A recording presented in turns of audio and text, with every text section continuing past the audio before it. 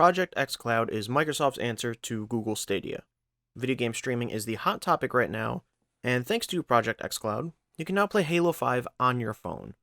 Your Xbox One is now basically a phone thanks to game streaming, but is it really worth playing? Does it work? Is it even good? Well, we're going to discuss. So, as you can see, we're going to go back to junior high a little bit. We're just going to point the camera at the screen to record our footage today. I don't have a phone screen recorder set up, and I wasn't bothered to get one just for this video. Project XCloud continues to get better, I'll get one, but just for this video, we're going old school back to junior high. So let's just start with the technology. It's amazing. I mean, you get high-end level visuals on just a little device like your phone or tablet.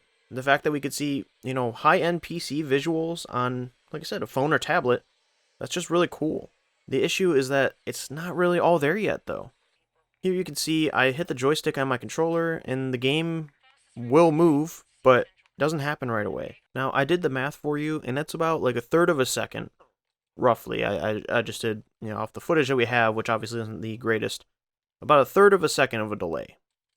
That's too much. I mean, it's essentially for a fast-paced FPS shooter like Halo 5, you're going to take that into multiplayer, and you're not going to do anything. You're going to get just mauled by the enemy team, because there's nothing you can do with that response time. Now, of course, there are a wide variety of factors that do play into this. I tried it on my phone network, which is Verizon, and I generally get pretty fantastic speeds. And it was not playable. I mean, the cutscene wouldn't load. We weren't inputting anything, but there was stuttering, it wasn't loading, there were screen, things going across. It was weird. It wasn't ideal whatsoever. So then we switched to Wi-Fi, and I am in the Midwest, but we do have 200 plus down and 10 upload speeds. So above average for certain. And that speed is definitely enough to be running something like this. Now keep in mind, the game never stuttered per se.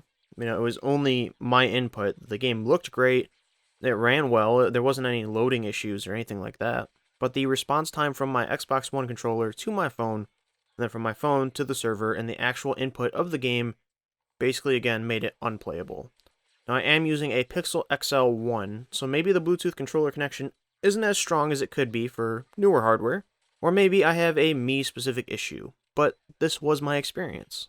So, unfortunately, the game was not good to play.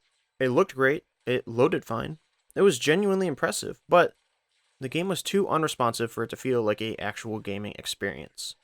If I were to take this to multiplayer, or let's say I tried something like Halo 2 on Legendary, it'd be impossible. I don't think it's the experience that the Xbox team wants you to have, and unfortunately that's the one we have right now. That being said, I did have a great gaming experience when I went to E3 this year. I tested the Project XCloud there. We were playing on a phone. I saw the entire setup, and it worked wonders, and I was genuinely impressed. It was smooth. I was blown away. I don't know what the issue is as this rolls out to consumers. Maybe it's just me. Maybe I need to invest in a new phone, or maybe I should be getting some new cordage so I can, hook it directly instead of using Bluetooth. Maybe that makes this process go smoother, but the average consumer isn't really going to do that. So for an average consumer's experience, Project XCloud isn't worth it right now. Of course, that being said, this has always been my experience. I did, a few years ago, try out the free trial for PlayStation Now, which this was before you could download the games. PlayStation Now was all streaming service. You could stream the games, and the input lag was so significant that I would just die on easy level 1 platforming challenges. The games were, again, literally unplayable to actually have a legitimate gaming experience. It just wouldn't happen. So, in my experience, right now, game streaming just isn't viable, at least for a gamer like me. Project XCloud is cool, and I want it to succeed, but I think it's really just ahead of its time. This is why, in my eyes, programs like Google Stadia aren't successful. They're just too ahead of their time. But as I've stated many times, this is all just my experience. So I need to know from you, did you get to experience this? And if so, what was your experience? Did it work well? Did everything work? Or are you having the same issues that I am, or worse?